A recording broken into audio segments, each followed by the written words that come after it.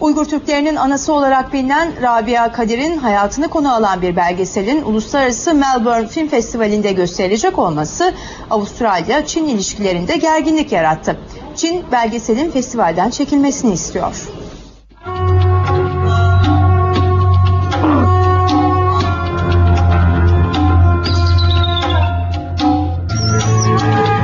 Bir belgesel filmin adı Aşkın 10 Koşulu. İlk etapta romantik bir hikaye gibi görülebilir ama hiç de öyle değil. Zira Uygur Türklerinin sürgündeki lideri Rabia Kadir'in hayatı anlatılıyor filmde. From this moment onwards, Rabia was destined to lead a remarkable life. Kadir'in Uygurların hakları için halen 3 tanesi Çin'de hapis yatan 11 çocuğundan ayrı kalmak pahasına sürgünde verdiği mücadele söz konusu olan. Film bu yıl çekildi. Gündeme gelmesi ise Şincan'daki olayları takip ediyor. Zira film Melbourne Uluslararası Film Festivali'nde gösterilmek istenince Avustralya ile Çin'i karşı karşıya getirdi. Pekin belgeselin 24 Ağustos'taki gösteriminin iptalini istiyor.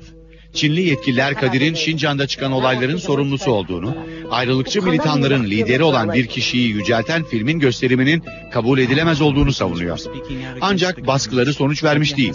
Festival müdürü kendileriyle temasa geçen Çinli diplomatı kabadayılıkla suçlayarak talebi reddetti. She has become one of China's loudest voices of dissent. But at what cost to her? Çin'in burada durmayacağı kesin. Zira daha geçen hafta Rio Tinto maden şirketi çalışanı 4 Avustralya vatandaşı casusluk yaptıkları iddiasıyla Pekin'de gözaltına alınmıştı. Avustralyalılara göre amaç bu kişileri fiyat pazarlığında koz olarak kullanmak.